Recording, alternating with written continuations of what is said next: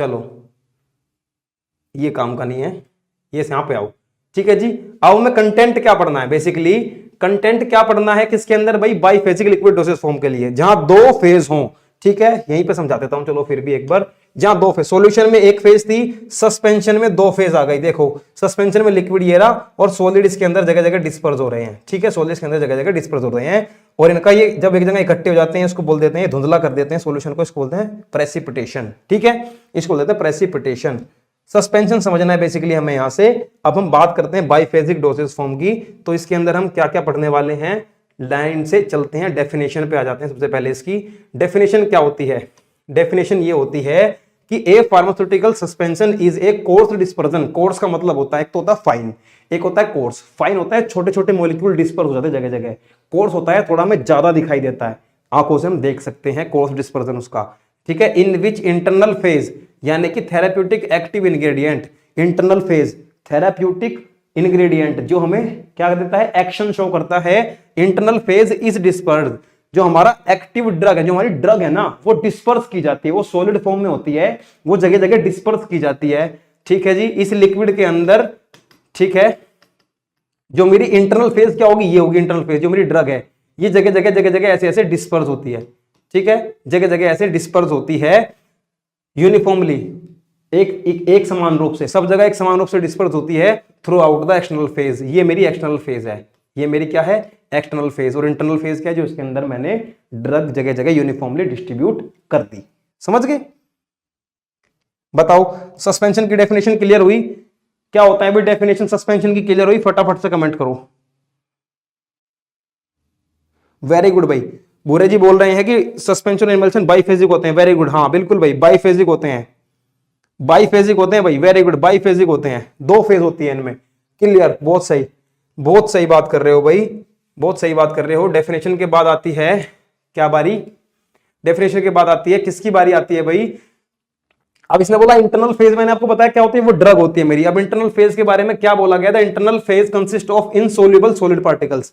क्या होते हैं? इनसोल्यूबल सॉलिड पार्टिकल्स होते हैं, जो क्या होते हैं, इनसोल्यूबल होते हैं, घुलते नहीं है वो। अगर घुल जाएंगे तो सॉलिड सॉल्यूशन बन जाएगा, मोनोफेजिक हो जाएगा, उस लिक्विड के अंदर भी घुलते नहीं है। और उन पार्टिकल की रेंज क्या होती है? 0.5 to 5 माइक्रोन तक उनकी रेंज होती है, पार्टिकल साइज इतना बड़ा होता है। जो एक्सटर्नल फेज होती है सस्पेंडिंग मीडियम होता है, जिसके अंदर सस्पेंड करता है आके कौन? Internal phase. ठीक है जी, is generally aqueous in some instance, कह रहा है कि कभी कभी तो वाटर यूज कर लेते हैं, but may be an organic और oily liquid for non oral drug. कह रहा है कि अगर ड्रग ओरली है तो मैं एक्वस यानी कि वाटर यूज करता हूं, अगर ड्रग ओरली यूज करने की नहीं है तो मैं ऑर्गेनिक व्हीकल भी यूज कर सकता हूं और ऑयली व्हीकल भी यूज कर सकता हूं, जिसके अंदर मेरी जो ये इंटरनल फेज है ये आके क्या हो जाएगी? सस्पेंड हो जाएगी, तो मेरा सस्पेंशन बन जाएगा।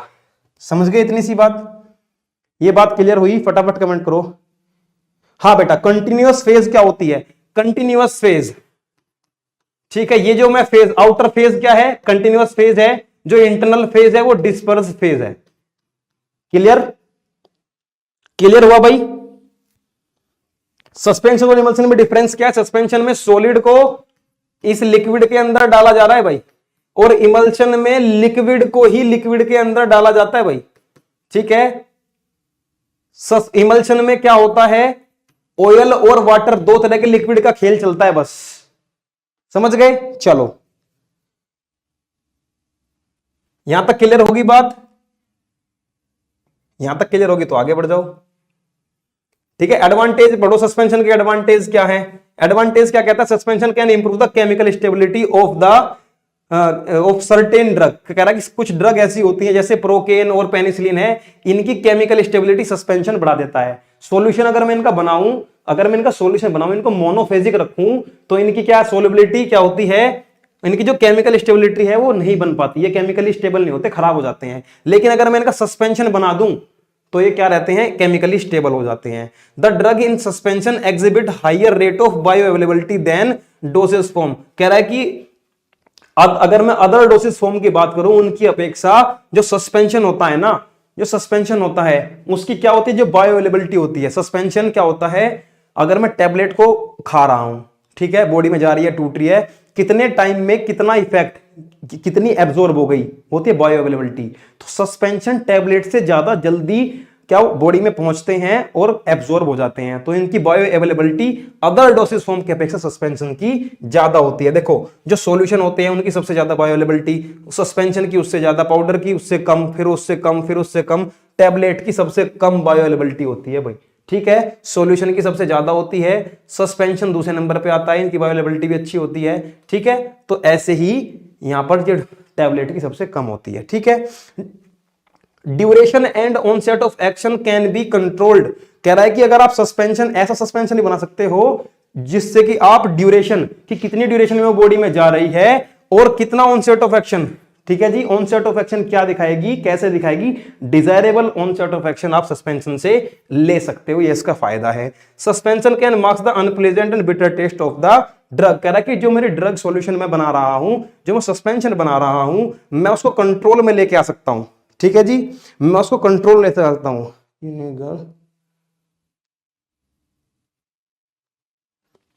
कोई नहीं भाई, कोई नहीं, मैं कोई नहीं भाई, मैं अभी इमल्शन पे भी पहुंचने वाला हूं।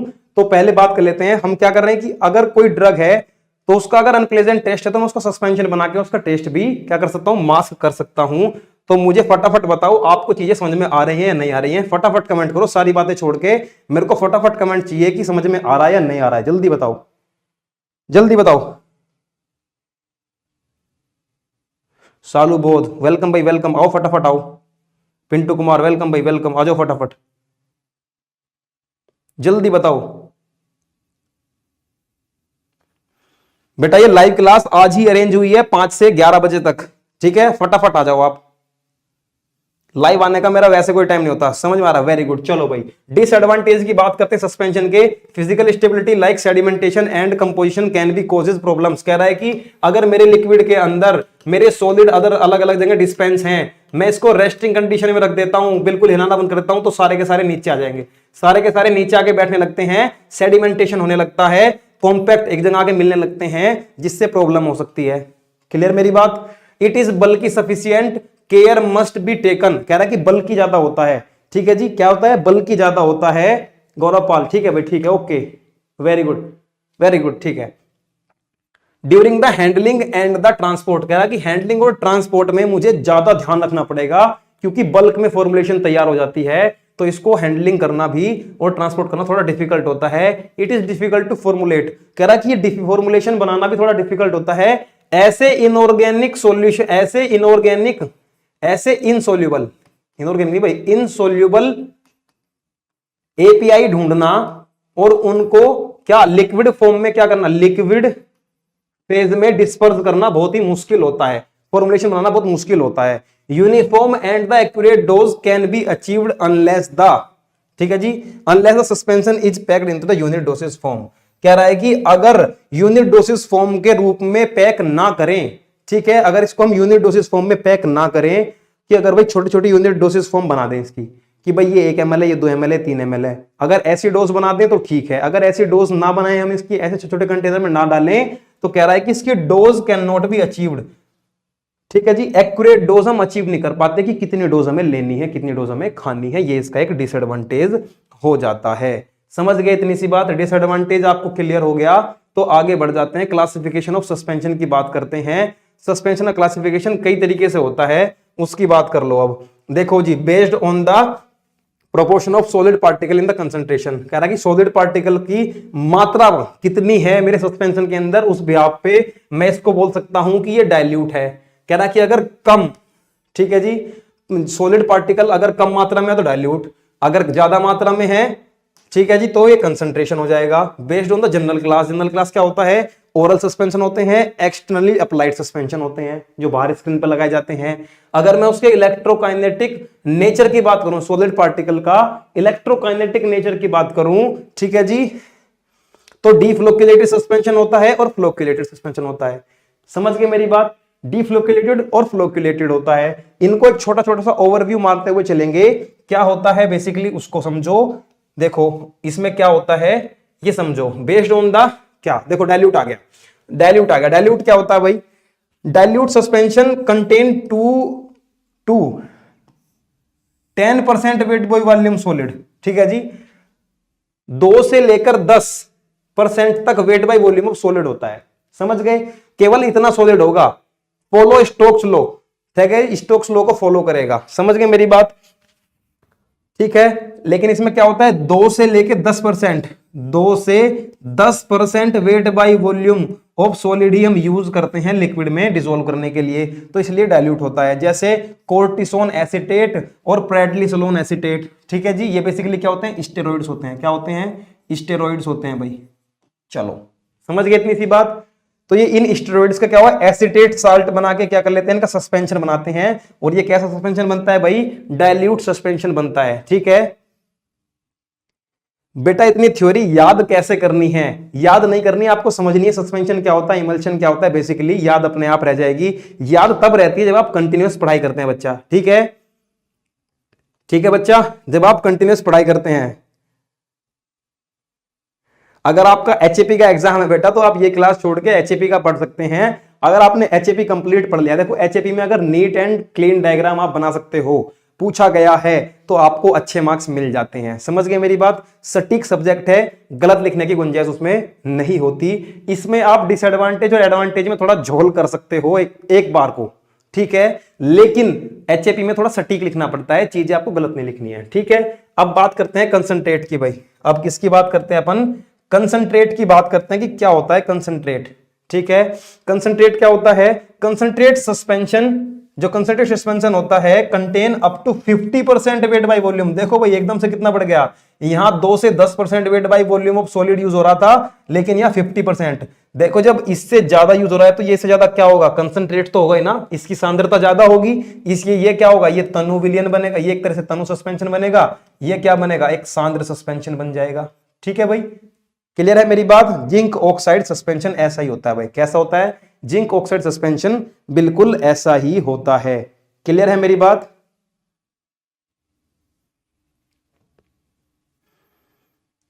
चलो, based on the general classes.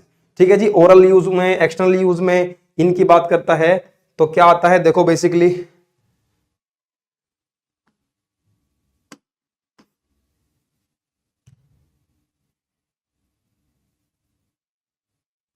चलो ओरल ओरल सस्पेंशन क्या होते हैं उनकी बात समझ लो। ओरल सस्पेंशन होते हैं जैसे पैरासीटामोल सस्पेंशन ओरल सस्पेंशन होता है, मुंह से खाते हैं। एंटासिड्स होते हैं जो आपके एक्सिस अमाउंट ऑफ HCl बन जाता है बॉडी के अंदर, उसमें आपके यूज में ले जाते हैं। आपको एसिडिटी ज्यादा हो रही है, टेट्रासाइक्लिन HCl बनता है। एक्सटर्नली यूज अप्लाइड सस्पेंशन कैसे होते हैं, जैसे कैलेमाइन लोशन आप स्किन पर लगाते हैं नमी के लिए, कोई भी और अगर आपको स्किन रेसिस हो गए उसके लिए। ठीक है जी, पेरेंट्रल सस्पेंशन कैसे होते हैं, प्रोकेन पेनिसिलिन जी, इसका इंजेक्शन लगता है भाई। एंड इंसुलिन जिंक सस्पेंशन, ये सस्पेंशन होते हैं जो इंजेक्ट किए जाते हैं आपकी बॉडी में पर्टिकुलर यूज के लिए। तो ये होते हैं जनरल क्लासेस वाले। ठीक है, ये कैसे होते हैं, जनरल क्लासेस वाले। अब बात करते हैं इलेक्ट्रोकाइनेटिक बेस्ड। ठीक है जी, इलेक्ट्रोकाइनेटिक बेस्ड कैसे होते हैं सस्पेंशन? एक तो फ्लोक्युलेटेड होता है, कैसा होता है, एक फ्लोक्युलेटेड, दूसरा होता है डीफ्लोक्युलेटेड। इनके बारे में ही बात करेंगे आगे, क्या होता है फ्लोक्युलेटेड डीफ्लोक्युलेटेड, पूछ ले जाता है कभी कभी आपसे, सीधा सीधा डिफरेंस पूछ ले जाता है। तो फ्लोक्युलेटेड, डीफ्लोक्युलेटेड या फिर नॉन फ्लोक्युलेटेड के बारे में बात करेंगे, और इधर फ्लोक्युलेटेड के साथ साथ चलेंगे भाई। Settled as individual particles. ठीक है जी, इसमें क्या होता है, सेटल्ड फॉर्मेशन ऑफ फ्लोक्यूल्स। ठीक है, ये मेरा कोई, ये फ्लोक्युलेटेड है, ये डीफ्लोक्युलेटेड है। इसमें क्या है देखो, इसमें जो मेरे लिक्विड है ना, वो एक एक करके नीचे बैठ जाते हैं, वो एक एक करके नीचे बैठ जाते हैं, समझ रहे हो, ऐसे नीचे बैठ जाते हैं। लेकिन इसमें क्या होता है, इसमें ऐसे फ्लोक्यूल्स बन जाते हैं जगह जगह ग्रुप में, समझ गए, स्पेस रहता है इनके बीच में। लेकिन जब ये एक के ऊपर एक बैठना शुरू करते हैं ना, इसमें स्पेस नहीं होता। ठीक है, इसमें क्या होगा, एक लूज एग्रीगेट बनेगा, देखो स्पेस होता है तो लूज एग्रीगेट बन जाता है। लेस बायो अवेलेबिलिटी होती है इसकी, कैसी बायो अवेलेबिलिटी होती है, लेस बायो अवेलेबिलिटी होती है। इसमें सेपरेट सेपरेट मॉलिक्यूल नीचे बैठता है। बायो अवेलेबिलिटी इसकी हाई होती है। Maximum surface area of the particles होता है। ठीक है जी, अगर मैं बात करूं मेरा कोई ये गोला है भाई, इसका सरफेस एरिया ज्यादा होगा, या मैं इसको बीच में से काट दूं, इसका सरफेस एरिया ज्यादा होगा, तो इसका सरफेस एरिया ज्यादा होगा। तो जब भी कोई चीज बड़ी होगी, अगर मैं उसको कई हिस्सों में डिवाइड करूंगा, अगर मैं इन मॉलिक्यूल्स को इसमें डिवाइड कर दूं तो इन मॉलिक्यूल्स का सरफेस एरिया बढ़ जाएगा। अब तक तो मैं केवल यही चीज जोड़ रहा था, लेकिन जब मुझे सरफेस एरिया की बात करूंगा तो ये भी जुड़ेगा, ये पोर्शन भी जुड़ेगा। तो जो मॉलिक्यूल जितने ज्यादा भागों में टूट जाएगा उसका सरफेस एरिया उतना ज्यादा बढ़ जाएगा। तो सरफेस एरिया बढ़ने की वजह से बायोअवेलेबिलिटी बढ़ जाती है। यहां सरफेस एरिया इतना ज्यादा नहीं होता, बायोअवेलेबिलिटी कम होती है। ठीक है जी। रेट ऑफ सेडिमेंटेशन लो होता है, मींस धीरे धीरे मॉलिक्यूल नीचे बैठता है, लेकिन यहां रेट ऑफ सेडिमेंटेशन रैपिड होता है, जल्दी जल्दी एक दूसरे के पास आके गुच्छा बना लेते हैं। ठीक है जी। इसमें caking and claying phenomena occurs. ठीक है जी। नो डिस्पर्जन, ठीक है, no redispersion on shaking since small individual particles fills the void between the large particle which prevent the entrapment of liquid medium। ये क्या बोल रहा है कि केकिंग हो जाती है, इसका नीचे केक बन जाता है ये। और ये केक कब तक बन जाता है? ये केक आप इसको शेक करोगे तो भी ये केक ठीक नहीं होगा जब तक कि ऊपर से मॉलिक्यूल इनके बीच में आके ना घुस जाए, इनको अलग अलग ना कर दें। तो अगर एक बार इसमें केक बन गया तो फिर एक बार बन जाए केक, फिर करते रहो शेक, नहीं बनेगा ये। ठीक है, फिर ये ठीक नहीं होगा। ठीक है, अगर केक बन गया तो फिर शेक करने का कोई फायदा नहीं है। लेकिन इसमें क्या होता है, नंबर 4 देखो, एक तो इसमें नो केकिंग, केकिंग नहीं होती है। सिंस फ्लोक्यूल्स लूज एग्रीगेट सो रीडिस्पर्स इजीली और नॉर्मल शेकिंग। कह रहा है कि जी ये बनते हैं ना, हिलाते ही शेकिंग करते ही ये फिर से अलग अलग सेपरेट हो जाते हैं, एक मॉलिक्यूल अलग हो जाता है इसका। ठीक है, तो ये फ्लोक्यूलेटेड सस्पेंशन कैसा होता है, रीडिस्पर्स हो जाता है, फिर से मॉलिक्यूल फिर से अलग अलग फैल जाते हैं। मोर स्टेबल फार्मास्यूटिकल सस्पेंशन होता है, ये ज्यादा स्टेबल होता है, लेकिन ये क्या होता है, result in difficult to redisperse by the agitating और शेकिंग। कह रहा है कि अगर इसको आप एजिटेट और शेक करोगे, ठीक है, तो रीडिस्पर्स होने के चांस कम है, क्योंकि जो केकिंग बनी है ना, क्लेइंग फिनोमेना बना है, वो ज्यादा क्या बन गया है, ठोस बन गया है। ठीक है, ये क्या होता है, इसने बोला कि मोर स्टेबल होता है, लेकिन ये लेस स्टेबल होता है। ठीक है जी।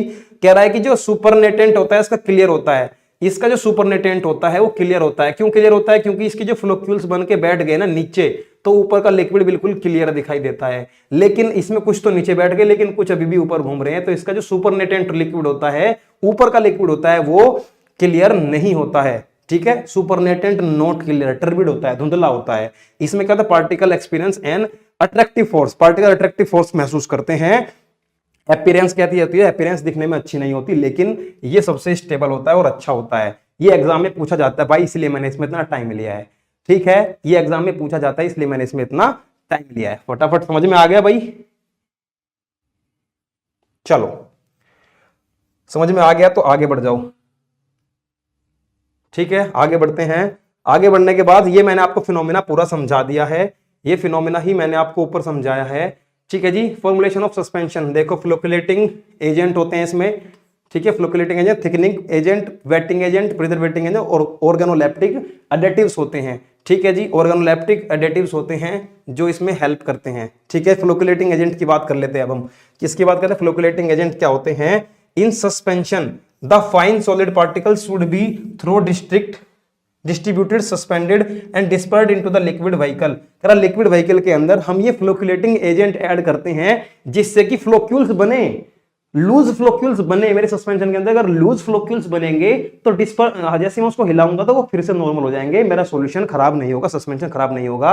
जैसे sodium लोराइल sulphate, Corbevax and the twins, ये भी चीजें इसके अंदर यूज में ली जाती हैं। ये इसके एग्जांपल होते हैं, फ्लोकुलेटिंग एजेंट के एग्जांपल ये होते हैं। ठीक है भाई। थिकनिंग एजेंट की बात करता है, थिकनिंग एजेंट की बात करता है। क्या होता है थिकनिंग एजेंट, वो भी समझ लो। थिकनिंग एजेंट क्या होता है? जो थिकनेस प्रोवाइड कराते हैं, जो विस्कोसिटी बढ़ा देते हैं। मुझे अपनी विस्कोसिटी क्या करनी है, जैसी विस्कोसिटी मैं चाहता हूं वैसी विस्कोसिटी अगर सस्पेंशन के अंदर चाहिए तो मैं थिकनिंग एजेंट ऐड कर देता हूं। ठीक है जी, समझ गए? ये क्या करेंगे, डिस्पर्स वाटर के साथ मिलके क्या कर लेते हैं, विस्कोसिटी को बढ़ा देते हैं। ठीक है, डिस्पर्सन मीडियम की। Due to viscosity solid particles remain in the medium sufficient time and the help to get the accurate dose. कह रहा है कि जितने टाइम तक ये थिकनिंग एजेंट मेरे वाटर के साथ मिलके विस्कोसिटी को रोक पाते हैं, उतने ही लंबे टाइम तक मेरा सस्पेंशन चलता है, उतना ही अच्छा मेरी एक्यूरेट डोज मुझे रेडी होके मिलती है। अब बात करते हैं थिकनिंग एजेंट क्या होते हैं। पॉलीसेकेराइड हो सकते हैं, इनऑर्गेनिक एजेंट हो सकते हैं, सिंथेटिक कंपाउंड्स हो सकते हैं, कुछ भी हो सकता है। ठीक है, कुछ भी हो सकता है। क्या क्या हो सकते हैं? पॉलीसेकेराइड, इनऑर्गेनिक एजेंट और द सिंथेटिक कंपाउंड्स। समझ गए? क्लियर इतनी सी बात। अब वेटिंग एजेंट क्या होते हैं? वेटिंग एजेंट की बात करते हैं हम। वेटिंग एजेंट क्या होते हैं? देखो, the agent which minimize the interfacial tension. Wetting agent क्या होते हैं? जैसे आप उसको फॉर्मुलेशन के अंदर डालोगे, क्या होता है, ये मेरा सस्पेंशन है, पर मेरा सस्पेंशन क्या कर रहा है, एक इसके साथ तनाव महसूस कर रहा है, ज्यादा इसके साथ रुक नहीं पा रहा है, तनाव महसूस कर रहा है, तो वेटिंग एजेंट डालो, इनके बीच का तनाव खत्म कर देगा, ये एक दूसरे के साथ साथ आ जाएंगे, एक दूसरे के साथ साथ आ जाएंगे, ठीक है, एक दूसरे के पास पास आ जाएंगे। ये काम होता है वेटिंग एजेंट का, ठीक है, ठीक है जी। बिटवीन द सॉलिड और लिक्विड पार्टिकल्स के बीच में क्या कर लेता है, इंटरफेशियल टेंशन को मिनिमाइज कर देता है and form a good quality of suspension. जब ये पास पास आ जाएंगे तो मेरे सस्पेंशन की क्वालिटी बहुत अच्छी हो जाएगी, जैसे एल्कोहल इन ट्रैगेकांथ म्यूसिलेज, ट्रैगेकांथ की म्यूसिलेज। चलिए भाई फटाफट से आ जाओ, थोड़ा इंटरनेट इशू हो गया था भाई, फिर से माफी चाहेंगे इसके लिए, ठीक है, आ जाओ फटाफट। कहा रहे थे वेटिंग एजेंट हमने पढ़ लिया था। प्रिजर्वेटिव्स क्या होते हैं भाई? प्रिजर्वेटिव्स वो होते हैं जो हमारी फॉर्मुलेशन को किसी भी माइक्रोबियल अगर ग्रोथ हो रही है उसके अंदर, उससे बचाते हैं। फंगाई और मोल्ड अगर आ रहा है, बैक्टीरियल इंफेक्शन आ रहा है, उससे बचाते हैं। बेंजोइक एसिड, सोडियम बेंजोएट और मिथाइल और प्रोपाइल पैराबेन इसके एग्जाम्पल हो जाता है। समझ गए? ये सब इसके एग्जाम्पल में आ जाता है। आगे बढ़ते हैं और बात करते हैं आगे की। आगे क्या आ जाता है भाई? ऑर्गेनोलेप्टिक एडिटिव्स, वे एडिटिव्स जो इसकी ऑर्गेनोलेप्टिक, इसकी एक तरह से इसका टेस्ट बिटर टेस्ट है, खराब टेस्ट है, इसकी कलरिंग एजेंट, फ्लेवरिंग एजेंट डालने के बाद उसको इंप्रूव कर देते हैं, वो कहलाते हैं ऑर्गेनोलेप्टिक एडिटिव्स। ये बात क्लियर होगी, ऑर्गेनोलेप्टिक एडिटिव्स क्या होते हैं। आगे की बात है, आगे बात करते हैं हम स्टेबिलिटी ऑफ सस्पेंशन की, स्टेबिलिटी कैसे हम मेंटेन कर सकते हैं, ठीक है भाई। ये बात समझ लो आप, सस्पेंशन की स्टेबिलिटी कैसे मेंटेन होगी, कैसे मेंटेन होगी भाई, ठीक है। क्या करना है? When suspension will be redistributed uniformly, एक लिटिल शेकिंग, ठीक है जी। क्या होता है बेसिकली, अगर आप उसको लिटिल शेक करोगे, अरे क्या हो रहा है भाई, ठीक है जी। सस्पेंशन कैसा होना चाहिए? अगर आप उसको डाल रहे हो ना ऐसे, तो उसकी जो पोरेबिलिटी है वो इजीली पोरेबल होना चाहिए। वो कैसा होना चाहिए? इजीली पोरेबल होना चाहिए, ठीक है जी। समझ गए मेरी बात? फ्लोक्युलेटेड होना चाहिए। जो फ्लोक्युलेटेड सस्पेंशन होता है वो ज्यादा स्टेबल होता है। क्लियर मेरी बात? जो फ्लोक्युलेटेड सस्पेंशन होता है वो ज्यादा स्टेबल होता है। मैंने अभी आपको पीछे पढ़ाया है। Non flocculated suspension can make stable by decreasing particle size. कह रहा है कि अगर आपको जो नॉन फ्लोक्युलेटेड है उसके अंदर पार्टिकल साइज रिड्यूस करने पड़ेंगे, तब जाकर तो वो स्टेबल हो सकता है, अदरवाइज वो स्टेबल नहीं हो सकता। समझ गए? ऐसे स्टेबिलिटी हमें, स्टेबिलिटी ऑफ सस्पेंशन हमें पढ़नी है। समझ गए? क्या पोरेबल होना चाहिए सस्पेंशन। अगर ऐसे पोर हो रहा है, चम्मच में आराम से आ जा रहा है, तो वो अच्छा स्टेबल है। फ्लोक्युलेटेड होना चाहिए। नॉन फ्लोक्युलेटेड अगर आपको चाहिए तो उसका पार्टिकल साइज घटाना पड़ेगा, तब जाके वो स्टेबल हो पाएगा। ये बात यहां पर समझाने की पूरी कोशिश की गई है, ठीक है। अब बात कर लेते हैं किसके बारे में, चल भाई, सेडिमेंटेशन मेथड, ठीक है भाई। सेडिमेंटेशन मेथड क्या बोलता है कि सेडिमेंटेशन मेथड कहता है कि मैं एक मेजरिंग सिलेंडर के अंदर अपना भर लेता हूं, ठीक है। मेजरिंग सिलेंडर के अंदर भर लेता हूं, मैं देखता हूं कि जो मेरा सस्पेंशन है वो कितना नीचे बैठ रहा है, ठीक है, कितना नीचे बैठ रहा है, एक वॉल्यूम, ठीक है जी। Sedimentation volume suspension is very important, find out the whether suspension is stable और नॉट। स्टेबल है या नहीं पता करने के लिए क्या कर लेते हैं, इसको हम क्या कर लेते हैं, एक अनमूवेबल पोजीशन में रख देते हैं इसमें भरने के बाद, ठीक है जी, एक ग्रेजुएटेड सिलेंडर में भरने के बाद, ठीक है जी। अब क्या देखते हैं हम, एक अल्टीमेट एक हाइट देखते हैं इसकी। After that note down the ultimate height and the initial height of the total suspension. पहले इसकी हाइट क्या थी, थोड़ी देर के बाद इसकी हाइट क्या हो गई, पहले इसकी हाइट क्या थी, ठीक है जी, और अब बाद में इसकी हाइट क्या हो गई, उसको हम डिवाइड कर देते हैं, ठीक है। किससे, मैं अभी बताने वाला हूं आपको, मैं बताता हूं।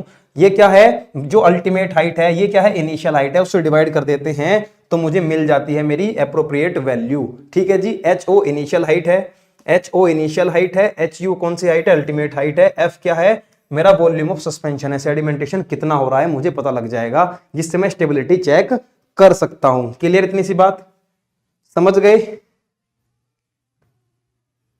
आ जाओ भाई फटाफट आ जाओ, पीछे मत जाओ ना भागो, ठीक है, फटाफट आ जाओ, समझते चलो, अब कुछ बचा नहीं है, ठीक है। माइक्रोमेटिक मेथड क्या होता है, सबसे आसान मेथड होता है कि हमें क्या करना है, पार्टिकल साइज को रिड्यूस करना है, ठीक है जी। पार्टिकल साइज जितना कम होगा उतना ही क्या होगा, मेरा सस्पेंशन अच्छा बनेगा। और मेरा पार्टिकल साइज जितना ज्यादा होगा, जितना बड़ा ग्रो करेगा, उतना ही क्या होगा, लम्प्स ज्यादा बनेंगे, केक ज्यादा बनेगा, दिक्कत आ जाएगी। ठीक है, तो मैं क्या करूंगा, माइक्रोमेटिक्स का यूज करूंगा, पार्टिकल साइज को कम से कम कोशिश करूंगा कि मेरा जो पार्टिकल साइज है वो क्या रहे, कम से कम रहे, डिक्रीज रहे, जिससे मेरा पार्टिकल सस्पेंशन क्या बने, अच्छा बने और एक स्टेबल सस्पेंशन मुझे मिल जाए। ये मैं इसके अंदर पढ़ता हूं। ठीक है, अब आगे बात करते हैं रियोलॉजी। रियोलॉजी का मतलब होता है विस्कोसिटी।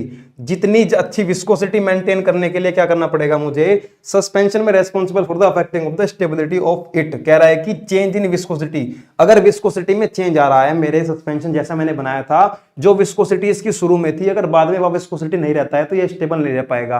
तो मुझे क्या करना है, to determine the viscosity with the help of viscometer.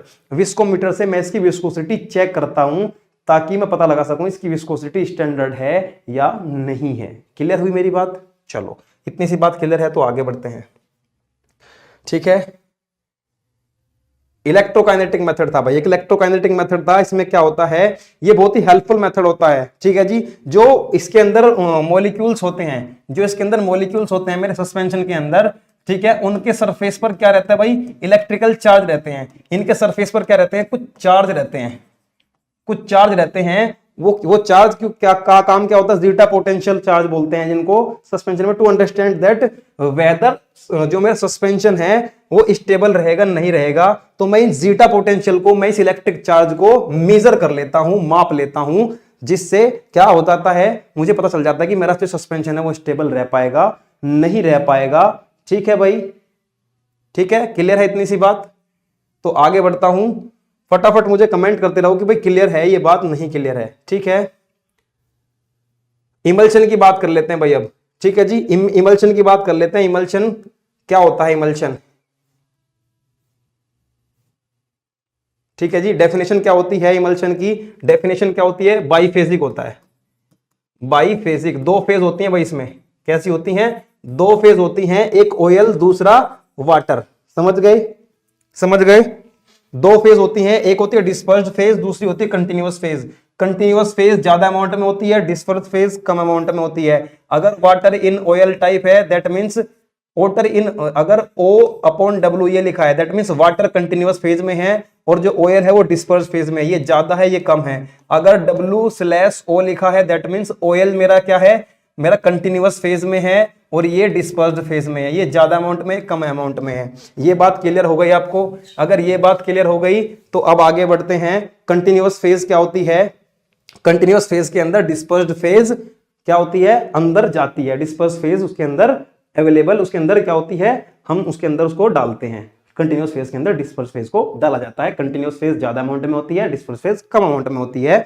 यही बात की गई है, उनको ही आपस में मिक्स किया जाता है और एक इमल्शन रेडी किया जाता है। ठीक है जी, इमल्सिफाइंग एजेंट उसके अंदर डाले जाते हैं। अगर मेरा ऑयल और वाटर है, देखो बेसिकली यहां से समझ लो क्या बात कह रहा है कि ये ऑयल है और ये वाटर है, एक कंटेनर के अंदर ले लिए, ये ऑयल है ये वाटर है, आपस में घुल नहीं पाते हैं, इमल्सिफाइंग एजेंट डालना पड़ता है जो इस लेयर पे काम करता है। इनके बीच का जो टेंशन होता है ना, इनके बीच में एक तनाव होता है, उस तनाव को कम करता है, उसको इंटरफेशियल टेंशन बोलते हैं। ठीक है जी, उस तनाव को कम करने के बाद इनको पास पास लाके क्या करता है, इनको मिलाने की कोशिश करता है। जब ऑयल के अंदर वाटर डाला जाएगा तो वाटर के छोटे छोटे ग्लोब्यूल्स बन जाते हैं भाई। ग्लोब्यूल्स का साइज कितना होना चाहिए, 0.25 से 225 माइक्रोन तक उनका साइज होगा तो निभ जाएगा, हम उसको बना के ले जाएंगे। ठीक है भाई, ठीक है। कुछ इमल्शंस क्या होते हैं, इसी पार्टिकल साइज पर क्या होते हैं, कोर्स इमल्शन बोल देते हैं। हैविंग लार्ज ग्लोब्यूल, अगर बड़े ग्लोब्यूल है तो कोर्स इमल्शन बनेगा। फाइन इमल्शन कब बनेगा, जब 5 माइक्रोन से कम 5 माइक्रोन तक उसका ग्लोब्यूल का साइज होगा, जो ग्लोब्यूल बुलबुले से बनते हैं। ठीक है। माइक्रो इमल्शन क्या होते हैं, having globule size less than 10 nanometer, 10 nanometer से भी कम होता है। जो 10 नैनोमीटर से इसके अंदर ग्लोब्यूल का पार्टिकल साइज कम हो, वे माइक्रो इमल्शन कहलाते हैं। समझ गए मेरी बात? वे कैसे इमल्शन कहलाते हैं भाई, माइक्रो इमल्शन कहलाते हैं। अब आगे बढ़ते हैं इसके एडवांटेजेस पर। एडवांटेजेस क्या क्या होते हैं, अनप्लेजेंट टेस्ट और ऑर्डर को ये कवर कर लेता है। ठीक है जी, उसको कवर कर लेता है ये। Castor oil, cod liver oil example में आ जाते हैं इसके। ठीक है जी, ऑक्सीडेशन और हाइड्रोलाइसिस को भी प्रिवेंट कर लेता है, होने नहीं देता। ठीक है जी, एक्सटर्नल प्रिपरेशन और फॉर्मुलेशन इमल्शन फॉर्म होते हैं। ठीक है। इसके अंदर क्या होते हैं, देख लोशन आ जाते हैं, क्रीम्स आ जाते हैं, फोम्स और एरोजोल्स को ये कवर करता है अपने अंदर, ये इसका एक एडवांटेज है। ठीक है जी। जो मेडिसिन नहीं ले पाते, ठीक है जी, जिसके अंदर फैट है, कार्बोहाइड्रेट है, विटामिन और बाई ओरली, जिनको जो ये नहीं कंज्यूम कर पाते वो इसे ले सकते हैं। ठीक है जी। It in form of sterile stable intravenous emulsion. ठीक है जी। एक इंट्रावेनस इमल्शन हम बना सकते हैं। जो क्या होती है, कुछ ड्रग होती हैं जिनका टेस्ट अच्छा नहीं होता, जैसे फैट, कार्बोहाइड्रेट और विटामिन, उनको हम इंट्रावेनस इंजेक्शन का एक इमल्शन रेडी कर सकते हैं भाई। क्योंकि इमल्शन रेडी करने पर क्या होगा, वो सीधा पेरेंट्रली रूट से दिया जाएगा। इमल्शन क्या होता है, इंक्रीज को बढ़ा देता है। ठीक है जी। एब्जॉर्प्शन ऑफ ऑयल, ऑयल के एब्जॉर्प्शन को बढ़ा देता है। ठीक है। जब हम इसको खाते हैं तो क्या होता है, ऑयल का क्या होता है, एब्जॉर्प्शन बढ़ जाता है हमारी बॉडी के अंदर। क्लियर है मेरी बात? ठीक है भाई। स्टूडेंट्स फटाफट कमेंट कर दो भाई, बाकी बातें छोड़ के कमेंट कर दो कि इमल्शन क्लियर हो रहा है नहीं हो रहा है। ठीक है जी। क्लास चल रही है भाई, क्लास चल रही है, फटाफट ध्यान दो, क्लास चल रही है भाई। चलो टाइप ऑफ इमल्शन पे आ जाओ। इमल्शन के टाइप्स क्या क्या होते हैं, देखो ऑयल एंड वाटर टाइप होता है, जहां वाटर के अंदर ऑयल को डाला जा रहा है। वाटर इन ऑयल टाइप में क्या हो रहा है, ऑयल के अंदर वाटर को डाला जा रहा है। लेकिन ऑयल वाटर ऑयल टाइप में क्या हो रहा है, सबसे पहले ऑयल को तो वाटर में डाल रहे हैं, ठीक है, उसके बाद इन दोनों को मिला के फिर ऑयल के अंदर डाल रहे हैं। ठीक है। वाटर ऑयल वाटर में क्या हो रहा है, पहले वाटर ऑयल के अंदर जा रहा है, फिर ये दोनों मिलके वाटर के अंदर जा रहे हैं। बेसिकली इंपॉर्टेंट होते हैं ये दो जो हमें पढ़ने हैं ध्यान से। ठीक है। चलो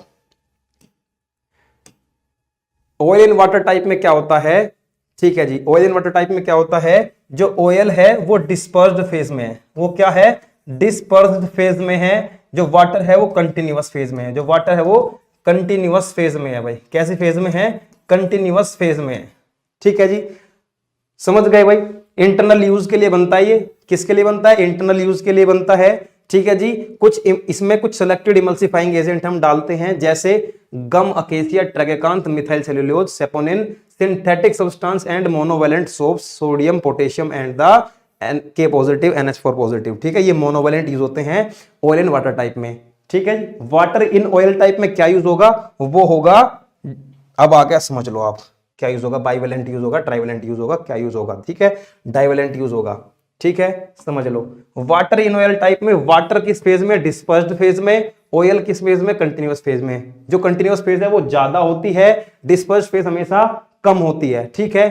इन which water act as dispersed phase, देखो water act as dispersed phase, oil act as continuous phase. ठीक है जी। एक्सटर्नल यूज के लिए बनाए जाते हैं, लोशन, क्रीम्स, ये सब बनते हैं। इमल्सिफाइंग एजेंट इसके अंदर डाले जाते हैं, वूल, फैट, रेजिन वगैरह इसके अंदर हम यूज करते हैं। और डाइवेलेंट सोप, जैसे जिनकी वैलेंसी 2 होती है, जिनकी वैलेंसी 2 होती है, देखो जिंक, मैग्नीशियम, कैल्शियम, ये इसके अंदर हम इमल्सिफाइंग की तरह यूज करते हैं, इमल्सिफाइंग एजेंट की तरह इस्तेमाल में लेते हैं। ठीक है जी। ऑयल एंड वाटर टाइप क्या होता है, वाटर एंड ऑयल टाइप क्या होता है, मैंने आपको सारा बता दिया, मैंने आपको पीछे सारा डिस्कस कर दिया। एक बार इसका स्क्रीनशॉट ले लो, आपको आसानी से क्लियर हो जाएगा। ठीक है। किसमें कौन सी फेज होती है मैंने आपको ये बता दिया कि किसमें कौन सी फेज है। ठीक है। किसमें कौन सी फेज है ये मैं आपको बता चुका हूं भाई, यही बताना चाह रहा है ये इसमें कि किसमें कौन सी फेज है और कैसे कैसे। टेस्ट कौन कौन से हम यूज में लेते हैं उसकी बात करते हैं। देखो डाइल्यूशन टेस्ट करते हैं हम, क्या करते हैं हम, डाइल्यूशन टेस्ट करते हैं, डाइल्यूट करके देखते हैं कि कौन सा है, मिसिबल हो या नहीं है। मिसिबिलिटी टेस्टिंग करते हैं कि वाटर इन ऑयल टाइप है कि ऑयल इन वाटर टाइप है। उसके बाद स्टेनिंग टेस्ट करते हैं। ठीक है। कोई स्टेनिंग टेस्ट क्या होता है, उसके अंदर हम डाई सोल्यूबल टेस्ट करते हैं। मेरी डाई अगर वाटर सोल्यूबल है तो वाटर के मॉलिक्यूल्स के साथ मिक्स हो जाएगी। ठीक है। अगर oil in water type molecule है तो वाटर ज्यादा है तो मेरी डाई ज्यादा कलर देगी, तो मैं बोल सकता हूं कि वाटर कंटिन्यूअस फेज में है तो ये ऑयल इन वाटर टाइप है। लेकिन अगर ये वाटर इन ऑयल टाइप में है, अब मेरी डाई क्या है, वाटर सोल्यूबल है, तो मेरा जो वाटर है वो कम अमाउंट में जगह जगह मेरी डाई का कलर दिखाई देगा, तो मैं बोल सकता हूं कि जो वाटर है वो डिस्पर्स्ड फेज में है, तो ये water in oil type solution है। कंडक्टिविटी मेजरमेंट और फ्लोरेसेंस मेजरमेंट, ये 2 टेस्ट भी होते हैं जो हम इक्विपमेंट की हेल्प से वहां पर क्या करते हैं, परफॉर्म कर लेते हैं, जिससे मुझे आइडेंटिफिकेशन आसानी से हो जाती है। इमल्शन का क्लासिफिकेशन अगर मैं करूं तो क्या होता है क्लासिफिकेशन में, on the basis of emulsifying agent used in the preparation, मैं कैसा इमल्सिफाइंग एजेंट यूज कर रहा हूं उसके बेस पे। ठीक है जी। मोड ऑफ एडमिनिस्ट्रेशन क्या है, मोड ऑफ एडमिनिस्ट्रेशन के बेस पे भी मैं इसको क्लासिफाई कर सकता हूं। ठीक है, दो तरह से क्लासिफाई कर सकता हूं। सबसे पहले इमल्सिफाइंग एजेंट होते हैं मेरे अलग अलग तरह के, ठीक है जी। कुछ तो नेचुरल गम होते हैं जैसे गम अकेशिया, ट्रैकेकांथ, म्यूसिलेज, ये सारी चीजें आ जाती हैं। कुछ में क्या होता है, इमल्शन कंटेनिंग गम सब्सटेंस, ये थे नेचुरल गम, ये होते हैं गम सब्सटेंस जैसे सेल्यूलोज हो गया, ठीक है, साल्ट ऑफ एल्जिनिक एसिड हो गए। कुछ एमल्सिफाइंग कंटेनिंग वेरियस सोप्स होती हैं, सेपोनिन्स हो गए, सोडियम एसिटेट, ये सोप की तरह यूज होते हैं इमल्सिफाइंग एजेंट, तो उनकी बात कर रहा है। तो अलग अलग इमल्सिफाइंग एजेंट यूज में ले जाते हैं, उनकी ये बात करता है। ये सारे हमें पढ़ने हैं भाई, ये सारे हमें पढ़ने हैं और काम की चीज है, ठीक है। इमल्सिफाइंग कंटेनिंग सेपोनिन और बीज वैक्स, कुछ क्या होते हैं जिसके अंदर स्टार्च होता है, कुछ ऐसे होते हैं जो नेचुरल वैक्सेस जैसे वुल फैट और बीज वैक्स, इन ये सब चीजें भी इमल्सिफाइंग एजेंट के अंदर आती हैं, अलग अलग प्रिपरेशन में यूज की जाती हैं ये, ठीक है जी। इमल्सन कंटेनिंग सिंथेटिक वैक्स, किसी के अंदर सिंथेटिक वैक्स डालते हैं जैसे इमल्सिफाइंग वैक्स होती है, ठीक है जी। सीटोमैक्रोजोल इमल्सिफाइंग एजेंट होता है। Emulsion containing other emulsifying agent, कुछ इमल्शन ऐसे होते हैं जिनके अंदर इमल्सिफाइंग एजेंट होते हैं, ठीक है, जैसे pectin, egg yolk and gelatin, lecithin, ये सारी चीज इसके अंदर आ जाती है। समझ पा रहे हो, समझ रहे हो भाई, ये अलग अलग तरह के इमल्सिफाइंग एजेंट यूज करते हैं इमल्शंस के अंदर, ठीक है। चलो आगे बढ़ते हैं, बात करते हैं किसकी भाई, ठीक है, बात करते हैं on the basis of mode of action. Mode of action के तौर पर हम इनको देखो दो तरह से, या तो हम इंटरनली यूज करेंगे या हम एक्सटर्नली यूज करेंगे। अगर इंटरनली यूज कर रहे हैं तो usually oil in water type emulsion, type of emulsion हम यूज में लेते हैं, ऑयल इन वाटर टाइप, ठीक है, जहां वाटर के अंदर ऑयल डाला जा रहा है। Use to administration oil having medicinal value, castor oil ज्यादा यूज में लिया जाता है, olive oil, almond oil, cod liver oil and the liquid paraffin, ये इंटरनली यूज करते हैं भाई। हम कैसे यूज करते हैं, इंटरनली यूज करते हैं। इमल्शन फॉर एक्सटर्नल यूज, कुछ इमल्शन ऐसे जो एक्सटर्नल यूज में आते हैं जैसे इट में either oil in water type, water in oil type, ठीक है जी, दोनों यूज में ले सकते हैं, समझ गए। Commonly oil in water type preferred over the water in oil type, हम ये प्रिफर करते हैं, ना कि ज्यादातर ये, ठीक है। क्लियर है मेरी बात, बताओ भाई। अरे भाई यहां भी ध्यान दे लो, क्लास चल रही है, क्लास पे भी ध्यान दे लो, चलो ठीक है जी। कुछ इमल्सन हम पेरेंटली यूज के लिए बनाते हैं, कुछ रेक्टल यूज के बनाते हैं। पेरेंटली यूज इमल्सन वे होते हैं भाई जिनको हम पेनिट्रेट कर सकते हैं, जिनको हम पेनिट्रेट कर सकते हैं, उससे क्या होगा, एब्जॉर्प्शन बहुत तेजी से बढ़ जाएगा। कुछ इमल्सन ऐसे होते हैं जो पेरेंटली यूज कर सकते हैं, इंजेक्शन देते हैं तो एब्जॉर्प्शन बढ़ाने के लिए। कुछ इमल्सन ऐसे होते हैं जो रेक्टल यूज में करते हैं ताकि क्या हो, स्टार्च म्यूसिलेज बेसिकली यूज करते हैं हम in the preparation of enema, ठीक है जी, ताकि जो हमारा क्या है, जो हम मल त्यागते हैं, मल त्यागने के लिए हमें दिक्कत ना हो, हमारा बाउल क्या है वो आसानी से इवैक्यूएट हो जाए, बाहर निकल जाए। तो इस तरह के लिए भी हम क्या करते हैं, इमल्शन प्रिपेयर करते हैं ताकि आसानी हो जाए हमें, ठीक है जी। अब हम फॉर्मुलेशन पर चलते हैं, emulsifying agent, preservative emulsion, antioxidant और फ्लेवर्स, ठीक है जी। सबसे पहले बात करते हैं इमल्सिफाइंग एजेंट की। मैं बहुत सारे इमल्सिफाइंग एजेंट आपको पीछे पढ़ा चुका हूं। बेसिकली इमल्सिफाइंग एजेंट क्या होते हैं, जो दोनों डिस्पर्स फेज और कंटिन्यूअस फेज के बीच का इंटरफेशियल टेंशन कम कर देते हैं और उन दोनों को मिसिबल बना देते हैं आपस में, ये होते हैं इमल्सिफाइंग एजेंट, ठीक है भाई, समझ गए इतनी सी बात, ये होते हैं emulsifying agent.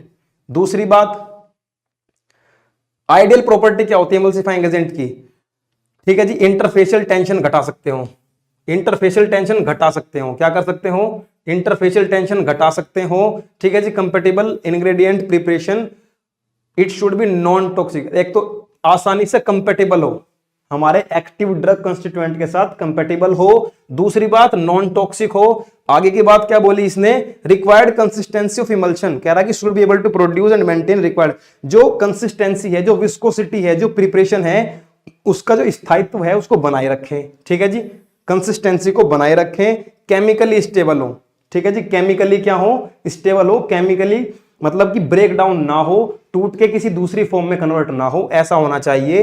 Keep globule distribution in continuous phase, कह रहा है कि जो कंटिन्यूअस फेज है, जो मेरे ग्लोब्यूल्स हैं उनको डिस्पर्स ही रखें, जैसे डिस्पर्स हो रखे हैं वैसे डिस्पर्स हुए रहें, उनमें कोई छेड़छाड़ ना करें, ऐसा मेरे इमल्सिफाइंग एजेंट की प्रॉपर्टी होनी चाहिए, समझ गए।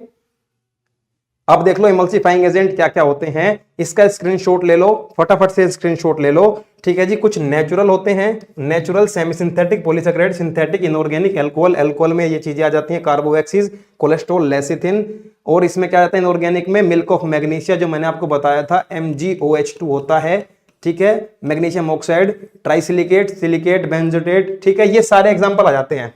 एक बार इसकी रीडिंग मारेंगे और ये एग्जांपल मैं आपको कंटिन्यूस पीछे पढ़ा चुका हूं भाई, सारे एग्जांपल, ठीक है, इमल्सिफाइंग एजेंट में पीछे सारे एग्जांपल मैं आपको पढ़ा चुका हूं, वहां से देख लेंगे एक बार और इसकी भी रीडिंग कर लेंगे। प्रिजर्वेटिव ऑफ इमल्शन, प्रिजर्वेशन कैसे करते हैं भाई, उसमें बैक्टीरियल ग्रोथ ना हो जाए। इंपॉर्टेंट चीज क्या है, देखो वाटर भी प्रेजेंट होता है, क्या होता है, वाटर भी प्रेजेंट होता है, और वाटर क्या होता है, ज्यादा बैक्टीरियल माइक्रोबियल ग्रोथ ना हो जाए, फंगल इन्फेक्शन, मोल्ड ग्रोथ ना हो जाए, तो इनसे बचाने के लिए ही हम क्या करते हैं, इमल्सिफाइंग एजेंट का यूज कर लेते हैं, जो प्रिजर्वेटिव की तरह काम करते हैं हमारे इमल्शन के अंदर, हमारे इमल्शन की कंसिस्टेंसी को बरकरार रखते हैं, बनाए रखते हैं, इसीलिए हम इनका यूज कर लेते हैं भाई, ठीक है। तो ये प्रिजर्वेटिव भी हमारे इमल्शन को क्या स्टेबल बना के रखते हैं। एंटीऑक्सीडेंट क्या होते हैं, एंटीऑक्सीडेंट होते हैं जो हमारी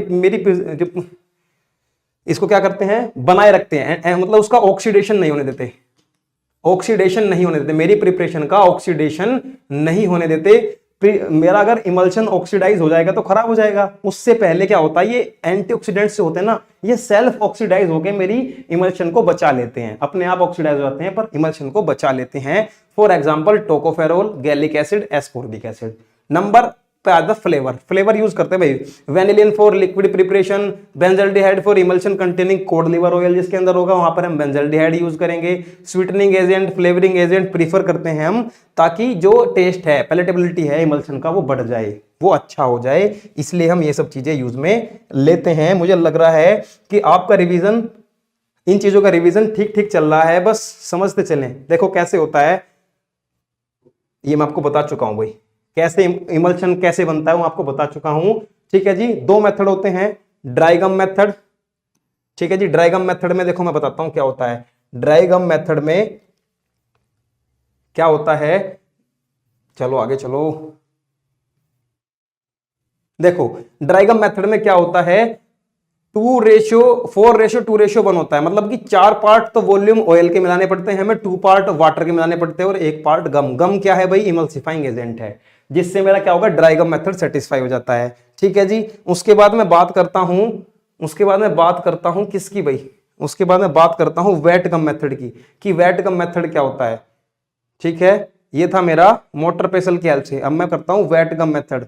वेट गम मेथड में भी क्या होता है, सेम फिनोमिना काम करता है, सेम फिनोमिना काम करता है भाई, वेट गम मेथड में भी सेम फिनोमिना काम करता है, यही अनुपात रहता है, 4:2:1 का ही अनुपात रहता है, ठीक है जी। विस्कोसिटी क्या होती है, सबसे पहले मैं क्या करता हूं, 4 पार्ट लेता हूं, किसके, ऑयल के, मिक्स करना शुरू कर देता हूं उनको, ठीक है। कैसे करता हूं, मोटर पेसल में 4 पार्ट लिए ऑयल के, ठीक है, उनको मिक्स करना शुरू कर दिया, फिर उसके अंदर वाटर ऐड कर लिया, वाटर ऐड करने के बाद अभी मैं इनको अच्छे से मिक्स कर रहा हूं, स्ट्रेट की हेल्प से मिला रहा हूं, फिर फाइनली इसमें मैं गम ऐड कर लेता हूं।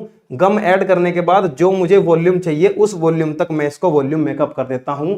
वाटर टाइप बनाना है तो वाटर ऐड कर देता हूं, ऑयल टाइप बनाना है तो ऑयल ऐड कर देता हूं। ये होता है भैया वेट गम मेथड, ठीक है जी, ये होता है आपका वेट गम मेथड, ठीक है जी। स्टेबिलिटी ऑफ इमल्शन, इमल्शन की स्टेबिलिटी के बारे में बात करते हैं। कई सारी चीजें होती हैं, स्टेबिलिटी कैसे, उसके अंदर क्रैकिंग ना आए, फ्लोक्युलेशन ना आए, क्रीमिंग ना हो, उसका फेज इन्वर्जन ना हो, ठीक है। अब एक एक को डिस्कस करते हैं भाई, अब एक एक को डिस्कस करते हैं, अब एक एक को डिस्कस कर लेते हैं। क्रैकिंग क्या होता है, देखो समझ लो, एक सेकंड। देखो भाई क्रैकिंग क्या होता है, बेसिकली क्रैकिंग आती कैसे है, मतलब कि फेज में टूट जाना। ये मेरा इमल्शन बना हुआ है, कोई भी इमल्शन बना हुआ है, ठीक है, इसमें क्रैकिंग आ जाती है, क्रैकिंग आ जाती है। ये क्या क्रैकिंग आ जाती है, cracking means separation of 2 layer, 2 layer में सेपरेट हो जाता है ये कंटिन्यूअस फेज, ठीक है जी। डिस्पर्स फेज और कंटिन्यूअस फेज में कोलासेंस बन जाते हैं, जगह जगह क्लम्स बन जाते हैं, इकट्ठे हो जाते हैं जगह जगह पर, ठीक है जी। विच इज डिफिकल्ट टू रिस्पर्स, फिर ये शेक करने पर ठीक नहीं होता भाई, खराब का खराब इमल्शन रह जाता है। ऐसा हो क्यों रहा है कि हमने जो इमल्सिफाइंग एजेंट ऐड किया है वो अपोजिट टाइप का ऐड कर दिया, गलत ऐड कर दिया, ठीक है जी। इमल्सिफाइंग एजेंट क्या हो गया, मेरा जो ऐड किया था वो डिकम्पोज हो गया, खराब हो गया, या फिर कोई माइक्रो ऑर्गेनिज्म आ गया, टेम्परेचर में चेंज आ गया, या फिर कोई क्रीमिंग हो गई, ठीक है। क्रीमिंग हम आगे पढ़ेंगे, ठीक है। ये सारे फैक्टर्स हर एक में काम करेंगे भाई, ये सारे फैक्टर हर एक में काम करेंगे। अब वो समझ लो किस किस में काम करेंगे। दूसरा पोर्शन आ जाए, देखो ये होता है फ्लोक्युलेशन बन गए जगह जगह, उन्हीं की बात कर रहा है ये, ठीक है, आगे हम बात कर लेते हैं हम फ्लोक्यूलेशन की कि फ्लोक्यूलेशन क्या होता है। देखो फ्लोक्यूलेशन समझ लो, फ्लोक्यूलेशन में क्या हो रहा है, इन फ्लोक्यूलेशन स्टेट सेकेंडरी इंटरेक्शन, देखो जगह जगह फ्लोक्यूल्स बन जाते हैं, ठीक है, जगह जगह क्या बन जाते हैं, फ्लोक्यूल्स बन जाते हैं। फ्लोक्यूलेशन मैंने आपको पीछे अभी पढ़ाया, फ्लोक्यूलेशन पीछे पढ़ाया ना, जगह जगह फ्लोक्यूल्स बन जाते हैं, उसको शेक करते हैं तो वो क्या हो जाता है फ्लोक्यूलेशन, फिर दोबारा से क्या हो जाता है नॉर्मल हो जाता है। तो ये फ्लोक्यूलेशन आपको पहले भी मैंने पढ़ा दिया जब मैंने डिफ्लोक्यूलेटेड और फ्लोक्यूलेटेड के बीच में डिफरेंस पढ़ाया था तसल्ली से आपको, ठीक है। अब बात कर लेते हैं हम अगले वाले की, जो होता है क्रीमिंग, ठीक है जी। जो क्या होता है क्रीमिंग, क्रीमिंग में बेसिकली होता क्या है, देखो क्रीमिंग में होता क्या है, जो मेरा वाटर इन ऑयल टाइप है ना, जो मेरा कोई भी ये इमल्शन है, इमल्शन था मेरा, इमल्शन के अंदर क्या हुआ, जो मेरे मॉलिक्यूल्स थे वो ऊपर आ जाते हैं भाई, ऐसे ऐसे ऐसे ऐसे ऊपर आ जाते हैं मॉलिक्यूल्स और क्रीम फॉर्म कर लेते हैं, और क्रीम फॉर्म कर लेते हैं, एक थिक लेयर बना लेते हैं क्रीम की, ठीक है, और क्या होते हैं सेपरेट हो जाते हैं, ठीक है जी, समझ गए।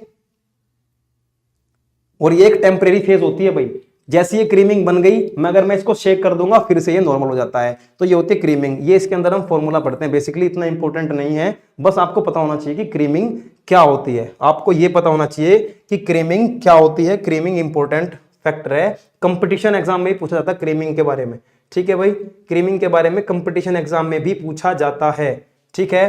अब पढ़ लो फेज इन्वर्जन। फेज इन्वर्जन क्या होता है, बेसिकली फेज इन्वर्जन में क्या होता है, water in oil type emulsion था, लेकिन क्या हुआ, रखे रखे ऑयल इन वाटर टाइप में कन्वर्ट हो गया, इसको बोलते हैं फेज इन्वर्जन। और एक बार अगर ये इसमें कन्वर्ट हो गया ना, फिर ये दोबारा इसमें कन्वर्ट नहीं होता है, कितनी भी शेकिंग कर लो, ठीक है भाई। वाटर इन ऑयल टाइप था, ऑयल इन वाटर टाइप में बदल गया, ये होता है फेज इन्वर्जन। तो ये होते हैं स्टेबिलिटी पैरामीटर्स, हमें ये सब काम नहीं होने देना है अगर हमारा इमल्शन स्टेबल रखना है तो। इतनी सी बात क्लियर, बटा फटाफट कमेंट करो, फटाफट कमेंट करो भाई।